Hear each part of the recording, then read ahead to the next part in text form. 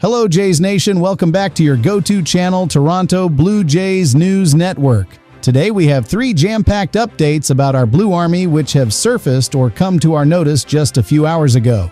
The front office is making some bold, decisive moves that are shaking up the entire roster, from the infield to the starting rotation and the bullpen. So if you are a true Blue Jays fan, you don't want to miss these updates. And yes, before we start the video, we request you that if you are new to the channel, then don't forget to like and subscribe so that you can stay in the loop for all the latest happenings. Let's dive right into the first major story. Update 1. Is Bichette gone? Jays sign power-hitting shortstop as free agency looms. The uncertainty surrounding Bichette's future in a Blue Jays uniform is growing, and it appears the front office is already anticipating the potential loss of our 2-time All-Star shortstop to free agency. The club's hope of re-signing the 7-year veteran seems to be receding into the distance. It's no secret that the Blue Jays are already carrying a significant financial burden. We now have 6 contracts valued at $100 million or more on the books, highlighted by the recent $500 million 14-year extension for Vladimir Guerrero and a huge 7-year, $210 million deal for free agent pitcher Dylan Cease. Given the team is already the defending American League champion, the question remains whether the Blue Jays are willing to take on a 7th contract of $100 million plus. With projections for Bichette's free agency demands ranging as high as $208 million over 8 years, and the near-unanimous view that he will secure a 9-figure deal, the possibility of him heading elsewhere, like the Detroit Tigers, a landing spot often mentioned, is a real concern. Now, here is the immediate, tangible move that signals the team is preparing for a future without Bichette. The Blue Jays have acquired a new shortstop. On Wednesday, the club signed 26-year-old Rodolfo Castro, a player that comes with considerably less fanfare than Bichette, but who has been described as having immense power potential. Castro, a switch hitter from Los Llanos, Dominican Republic, was a 2023 Philadelphia Phillies trade deadline acquisition, who ultimately did not work out with the organization. He spent the majority of his time with them at AAA, playing for the Lehigh Valley Iron Pigs. In his most recent season, Castro played entirely for the Iron Pigs, where he showed off that raw power, belting 19 home runs and 26 doubles. However, his overall offensive production in AAA resulted in only a .745 on-base plus slugging. When you look at his major league career across 566 at-bats, Castro has hit 22 home runs but holds a modest on-base plus slugging of just .672. However, the power has always been his standout feature.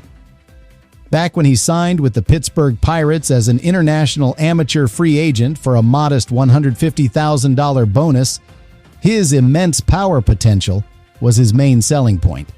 Bryce Naughton of the Pirates site Rum Bunter recounted a historic feat that launched Castro's Major League Baseball career.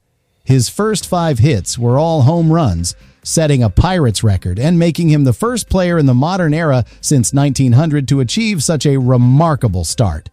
Castro is currently playing for Estrellas Orientales of the Dominican Winter League, and he is continuing to showcase that pop, having already belted 5 home runs in just 55 at-bats. He joins the Blue Jays organization on a minor league contract and, according to Major League Baseball trade rumors, it includes an invitation to the Blue Jays spring training as a non-roster player, while his path after that historic start has been described as all downhill. This move gives the slugging shortstop a second chance at making it at the Major League Baseball level with the Blue Jays. We also shouldn't forget that the Blue Jays picked up 3-time Gold Glove second baseman Andres Gimenez last offseason. He was acquired in a trade with the Cleveland Guardians and saw some time at shortstop this year, playing 15 games at the position. So, with Gimenez already on the roster and now the signing of Castro, the team is actively building contingency plans for the biggest looming free agency question. This signing is a low-risk, high-reward move by President and CEO Mark Shapiro to ensure that all options are explored, just in case Bichette heads elsewhere. That's a huge update for the future of our infield. The potential loss of a star like Bichette is tough, but the front office is clearly focused on securing the next generation of talent. Update 2. Blue Jays hunting rival closer. After $210 million splash, the bullpen must be fixed. Jays Nation, we came agonizingly close to the ultimate prize last season. The feeling of losing the World Series still stings, and let's be honest, the bullpen was a major pain point. The team struggled all season to close out games, and the memory of our best late-inning option, Jeff Hoffman, blowing the save in Game 7 of the World Series, ultimately handing the victory to the Los Angeles Dodgers, is a tough one to swallow, but the front office is not sitting still. After securing the rotation with a colossal 7-year, $210 million contract for free agent right-hander Dylan Cease, the club is now laser-focused on obtaining a new high-leverage arm or two to ensure history does not repeat itself next season. Major League Baseball insiders Ken Rosenthal and Katie Wu of The Athletic have reported that the Blue Jays continue to aggressively pursue late-inning relievers.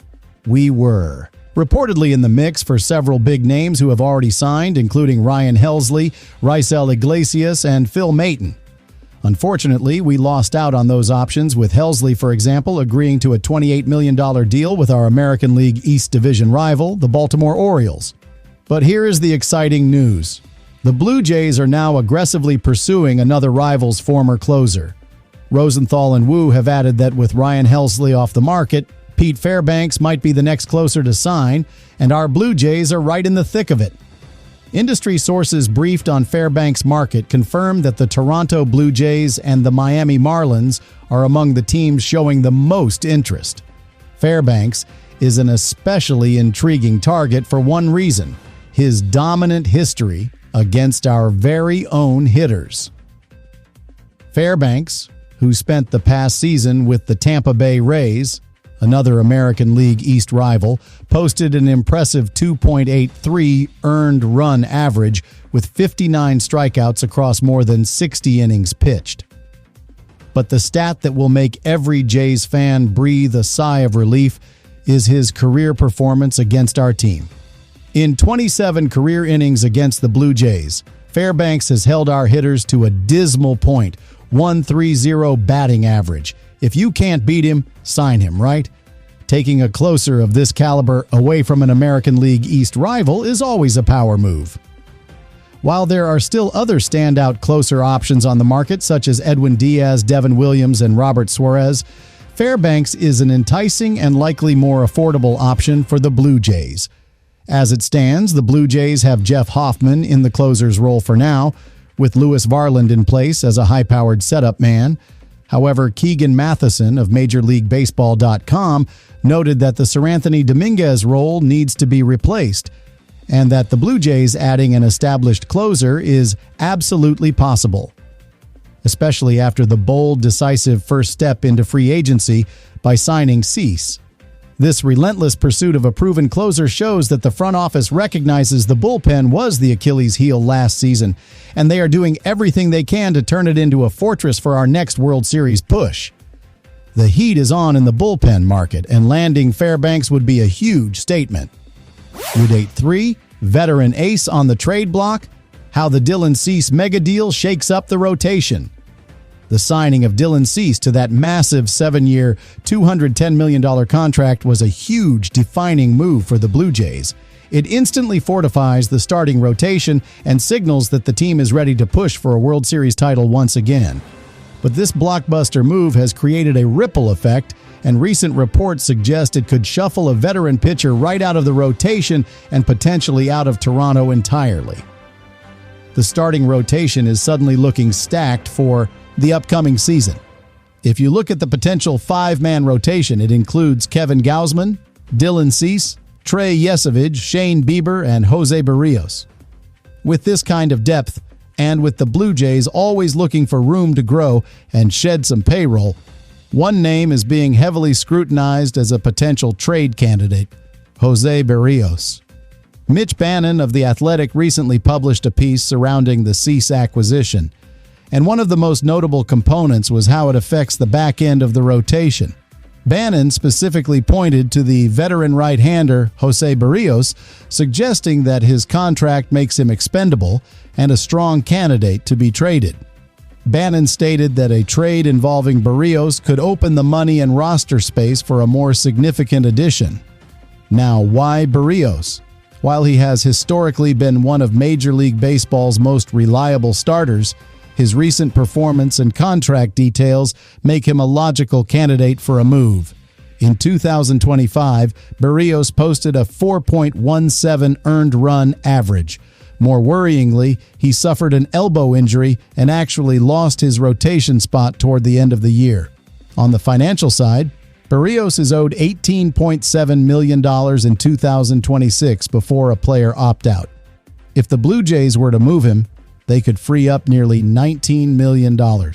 This cash could be immediately repurposed to strengthen other areas, like the high-leverage bullpen arms we discussed in the last update.